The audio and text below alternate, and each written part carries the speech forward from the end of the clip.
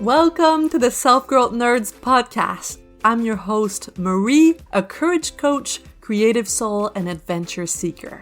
Since through hiking the Pacific Crest Trail in 2019, I'm on a mission to help you embrace your most confident self so you can achieve your dreams too. If you're eager for deep conversations, big questions, and meaningful connections, join me on the quest to discovering how we can create a more magical and memorable life. Hello nerds, how are you? I'm really good. I'm at the point in my day where I drink my second coffee. So I love lattes. I've developed a routine where in the morning when I wake up, I make a double shot latte. And then around 3 o'clock, I make a single shot latte. And they're like the little moments of comfort in my day. I'm sure you love knowing about these details. Now let's get into today's episode with my warm coffee in hand. I want to talk about being unpopular and rejection and belonging. Okay, I always considered myself as a dork in school. I was never popular. And as a kid and as a teenager, I always quietly wondered why. What was wrong with me that the popular cliques didn't really vibe with the person that I am. Back when I was like 9 years old, I had been friends for years with all the kids on my street. They were all boys, and there was a forest that we loved to play in. We had like a fort in the forest, and we would meet there after school. And then one day there was a new girl in town that started hanging out with us. And I showed up to the fort we built in the forest. They were all with her, and they said like, go away, we don't want to be your friends anymore. So I just left in silence and didn't tell anyone about it. And from that moment on, we were no longer friends. Now that impacted me in all sorts of ways that I didn't realize until recently, how I protected myself in that moment by telling myself, that's fine. I don't need them. I'm okay on my own. But that fear of this happening again was always lingering. So later on, I remember making friends with a girl in school and always having the feeling that I had to walk on eggshells because she was just there and she could leave at any time if I was no longer interesting. And then fast forward to high school, my best friend and I were spending all of our time together. And then one day it felt almost like instant. She started hanging out with the cool kids and stopped hanging out with me for no reason that I knew of. Nothing happened. She just left. So I was fine, I was hanging out with the theater kids, and I found some amazing people that were super kind to me, and we did lots of silly things together. But there was a part of me always that considered this as the second best option. Like, I'm with them because the other kids don't want me. Now, I know, looking back now, that I was having a lot more fun with the friends that I made that were like me, that were just dorks like me. We loved the same things. I know that I was having a better time with them, but still there was a part of me that felt like they were choice number 2, and choice number 1 would have been to be accepted in the cool kid club. Even though deep down I knew I was not really interested in the cool kid club. That's a tough one to say. Try saying cool kid club 3 times in a row and tell me how it goes. Anyway, this speaks to one of our strongest desires as human beings, to belong. Our primitive brain is wired for us to be accepted by the tribe, because thousands and thousands of years ago, if you were rejected, you would die. You would die eaten by a predator or something. So it's really important to be accepted in a group, and ideally to be accepted by the strongest tribe with the highest status that was going to procreate more and outlast the other people. So we still have that desire hardwired inside our primitive brains, and it's unconscious, but it's still there, wanting to belong so that we are not left alone to die. And this can feel more intense if you've experienced something in the past, like the story I told you earlier about the group of friends I felt safe with rejecting me. Then I have experienced the pain that comes with that, and then try to protect myself so that it doesn't happen again. I protected myself in different ways. One of them was to be a loner, to learn to be on my own, but also another one of them was to try really hard to shape myself into someone I'm not, so that I would be accepted in the tribe. Now, I'm going to give you 4 examples of how it showed up in different ways throughout my life. And then we're going to look at your life, and I'm going to ask you questions so that you can reflect on this topic. So every summer I had the chance of going to summer camp for a few weeks.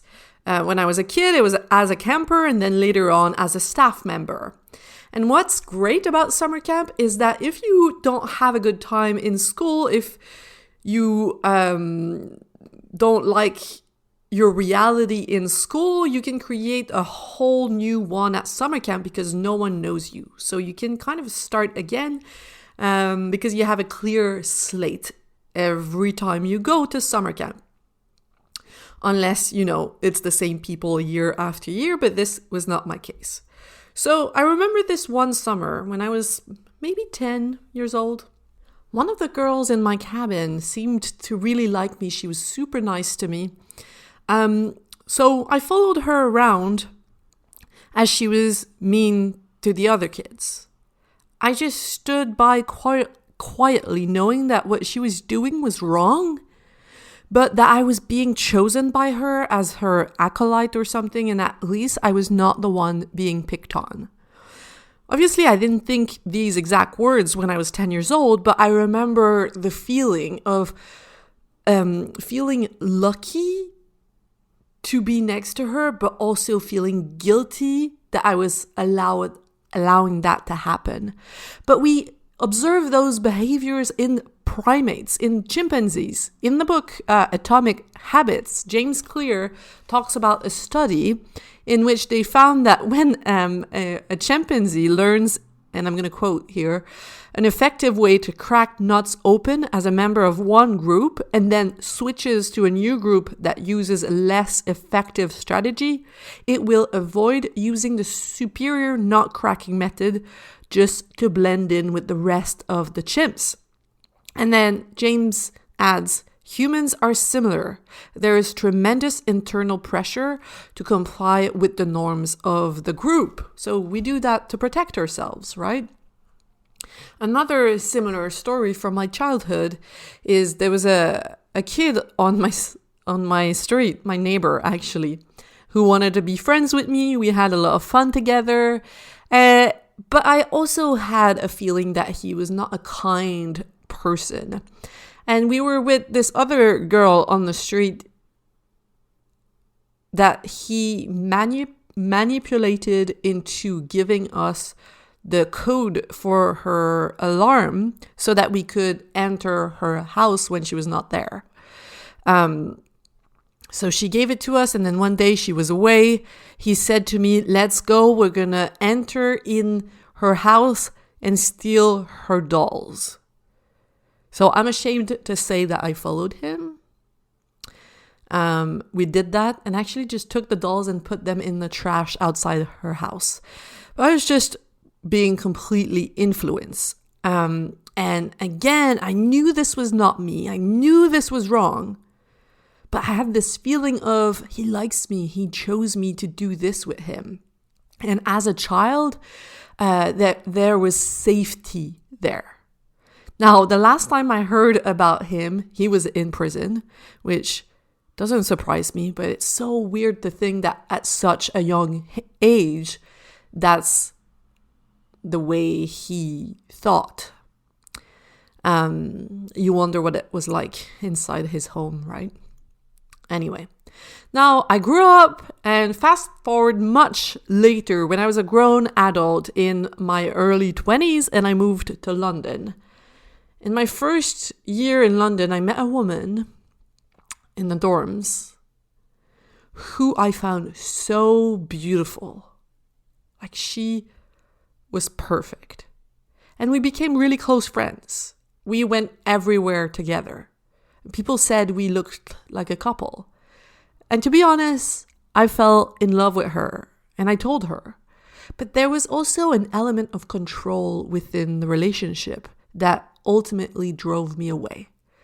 In tons of tiny little ways. So I think I told you this story in another episode where I wanted to write a thank you card to the men that worked at the corner store close to our place, because all year we went there and they were super nice to us, and we were about to move away, and I wanted to thank them for brightening up my days. And she said, why would you do this? You're not special. And then there was another instance where we were going to move into a new house together with two of her friends, and then the house had 4 bedrooms, and one of them was tiny. And we said, we'll just pull the name of the person that gets the tiny room out of a hat when we're together. But one day she called me and she said, I pulled the name out of the hat and it was yours. So you get the tiny room. And in that moment, I just said, okay. But I felt definitely stepped on. And like she was in control. And there was other instances, like tiny little things. For example, I would tell her that I didn't like spicy food, and she would on purpose, or what I interpret as on purpose, I might be wrong, cook spicy food for me. And the people who loved me knew, and they told me she was not good for me. There was an underlying energy of I was wrapped around her little finger. But I was not willing to hear it at first because I felt so lucky to be in her presence. I put her on a pedestal until I stopped and I walked away. And then one last example is 6 years ago, I dated a really cool dude that I met on Tinder for a few months. When I came across his face on the first date, not just his face, his whole being, I was like, okay, this is probably one of the hottest person I have ever met, or one of the hottest person that seems interested in me. There was a pull so intoxicating in that. Like, again, my inner teenage weirdo was finally being chosen to be in the cool tribe. And what was weird is I needed to drink a lot in his presence. It was like stronger than me. And I'm not much of a drinker, but it was like, oh my God, I need a drink. And when he was not there, I was obsessed with him, looking at pictures of him on my phone and having thoughts like, how would someone like this be with someone like me? And while my ego felt satisfied and proud, the truth is I didn't like how I felt around him. Like I always had to prove my enoughness. Like just being me was a tightrope exercise. I was always uncertain of how it was going to land. And he was not nice. He laughed at me sometimes. He thought that I tried too hard. He ignored some of my texts. He bailed on our plans at the last minute. And in both of these cases, I came out stronger. I eventually ended the relationship. And the two people didn't enjoy that. But my self-love won. Although I must be honest, to this day, when I see pictures of, for example, fancy-looking couples, there is still a small unconscious part of me that aches and envies them. Like the kid in gym class trying to hide her hairy legs as she is praying to be picked in the team with a hopeful face. And I have compassion for that part of me. Because like I was telling you at the beginning, our primitive brains are hardwired for this. We want to belong because if we don't, if we're rejected, then there are chances of death. And while the dangers are not as obvious today, it is still true that if you are part of a powerful group, you have access to more opportunities in life. Just as an example, if you go to an Ivy League college, then you have access more easily to the best jobs on the market. This has been proven for sure. And there's tons of examples like this. Your network is your net worth or something. It's a quote I've heard. And if you are born into a minority, it is much more challenging to have access to some of these same jobs. I mean, if you are trans in a place that does not accept trans people, there is actually a danger of death. Like, this is all still true. It's animal behavior. That's why we need to have compassion for that part of us that's desperate to belong. It's just trying to keep us safe, to fulfill our need for certainty. But we can fulfill that need in healthier ways than shaping ourselves into someone we're not. When I feel myself trying to do that feeling of like desperate need to be loved, I try to remind myself of what really matters and to create safety in a different way. Create safety by telling myself that I am strong, that I am loved, that I do have a tribe, that I do have people around me that care. Sometimes I make a list of them. And I remind myself that just on my own, I have so many resources that I can do anything I set my heart on. And I repeat these things to myself until I feel calmer. It reminds me of one of the most beautiful scenes in the book and movie The Help by Catherine Stockett, in which the maid is with the young 3 or 4 year old girl that she takes care of. And she is being neglected by her parents. And the maid tells her, "You is smart, you is kind, you is important." Trying to implant that into her brain so that she doesn't integrate the rejection that she's experiencing with her parents. This is what I'm doing when I remind myself that being weird is a superpower, that hairy legs don't matter, that I don't need to be chosen to survive anymore. I can choose myself. I can choose who I want to be, who I want to hang out with, who I want in my corner. I can build up my strength, build up my resources. This is me rewriting the code of my brain slowly but surely. If we notice when this happens, if we bring the unconscious to the surface, then we can create new neural pathways. Because right now, the default programming is if you're rejected, you will die. This was true when we were babies, when we were kids and we were dependent on adults to take care of us. And this was true thousands of years ago when there was lots of dangers outside the cave.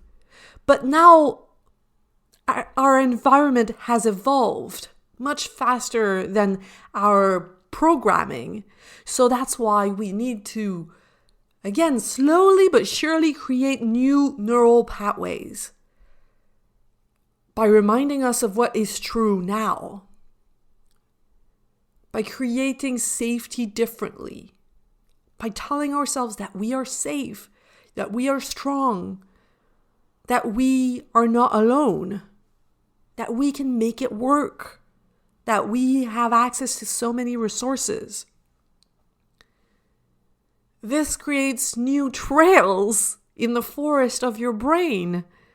And these new neural pathways will allow you to make different conclusions when you are being rejected or when you feel like someone doesn't like you. Then you won't make it mean the same thing. You won't make it mean that you're going to die alone. You're just going to make it mean that they're not your person. And you're going to move on with your day, enjoy the friends that you do have, make some new ones that are just like you. But this doesn't happen by snapping your fingers. This takes work. This takes a lot of curiosity, patience, and compassion towards yourself. You have to be willing to look at yourself, see how you're reacting, and creating new ways to react that are not the default ways that are encoded in your primitive brain. They're the new updated program. All right? We talk a lot about this in Brave and Bold, and that's why I really encourage you to join Brave and Bold, because it's a 6 months immersion in that way of thinking, that empowered way of thinking. It is challenging to create new neural pathways that will stick. Because our tendency, it's like gravity, our tendency is going to be to use the pathways that have been carved throughout our whole lives. And it feels like an effort, like it feels uncomfortable to take the new pathways. And it requires a lot of mechanical practice, which we do in Brave and Bold, and you're surrounded with other people who do this work. And every week we meet and we talk about this and we rewire your brain and reframe your fears. So after 6 months, you get used to that new way of thinking, just like you would get used to stiff hiking boots. It takes time, and it's a lot easier when you are supported in that journey.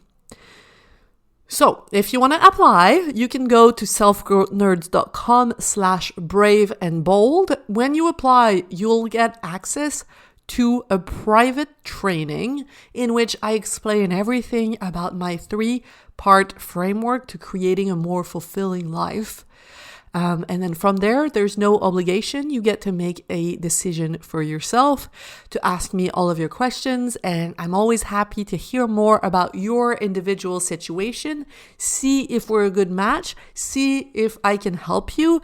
And I'm only going to work with you if I'm confident that I can have, that Brave and Bold can have a real impact in your life, that Brave and Bold is what you need in order to step into who you really want to be.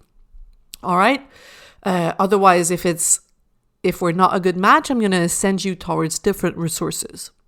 So now I have questions for you to reflect on today's topic. Grab your journal, take notes. Number one, what are the key experiences around belonging and rejection that have shaped your past? I repeat, what are the key experiences around belonging and rejection that have shaped your past? I gave you some of my examples today. Now, think about what yours are.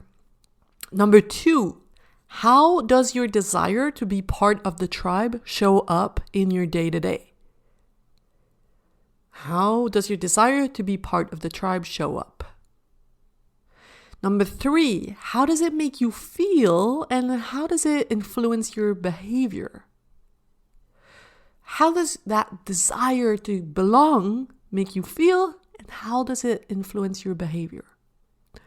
Number four, in what ways does that unconscious desire changes or has changed the shape of you, who you are at your core? Basically, I want you to bring the unconscious in the conscious so that it no longer leads your life. That's something that Carl Jung said.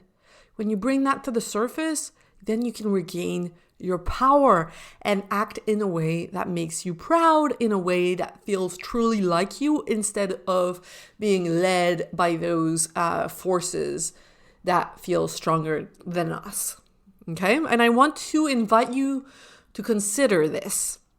What if you didn't need to be part of the tribe you're thinking of? What if you could just be you and that was enough? That was going to attract the right people to you. What if? And one of my clients was saying earlier today that she thinks this is easy when you're traveling. When you're traveling, you can just be yourself and that this is going to attract other weirdos like you, but that in her small village, it was not possible because all of the weirdos were already her friends. Now, I think that's funny and I can definitely relate. But I also want you guys to consider this. If you are not showing up fully as who you really are because you're afraid of being rejected, then other people cannot know the light that is inside of you, the unique spark that is inside of you. If you're hiding that part of you and others are also hiding that part of themselves, then you don't get to meet because you're both holding facades. That's Tara Brach calls it the spacesuit. If everyone walks around in their spacesuit with their inner being hiding inside, then all that we see is other people's spacesuits. And we think, oh, there's no one like me. But there are. It's just that we have to be brave and bold enough to be the first ones to get naked. Not literally. But if you remove your spacesuit, show who you really are, that's uncomfortable because you expose yourself to danger. But you also expose yourself to real connection. So think about this. And you can also go listen, if this resonates with you, to the episode I made about belonging, about how you can belong anywhere. That's episode 22. And I want to finish with a quote from Brené Brown that I read in that episode, but want to read again because it's just so good. Like, so good I would get it tattooed, but it's a bit long. Would be a weird tattoo. It goes like this.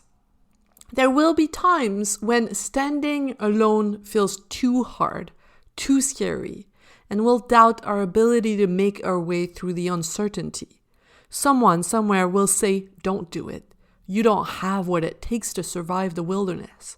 This is when you reach deep into your wild heart and remind yourself, I am the wilderness. Oh my God, it makes me cry every time. Oh my God. Okay. Last thing.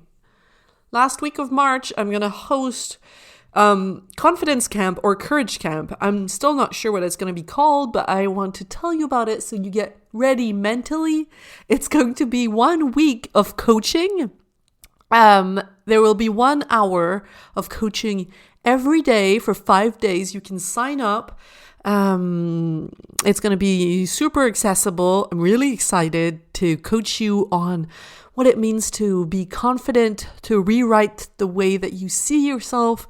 And it's going to be a great chance for you to experience working with me without the big commitment. All right. That's it for today. Have a beautiful, beautiful day. Go and grab the book, Braving the Wilderness by Brené Brown. She is brave. And I'll talk to you next week. Bye! You just listened to the Self-Growth Nerds podcast. Make sure to subscribe and to find me on Instagram at Self-Growth Nerds. If you want individual help developing the confidence to create a more meaningful and exciting life, visit selfgrowthnerds.com today to learn how. Finally, I want to thank my friend Etienne Galano for editing this, and I want to thank you, kind-hearted souls, for growing into your truest, most courageous selves every day and making this world a better, more beautiful place. My name is Marie, and I will talk to you next week.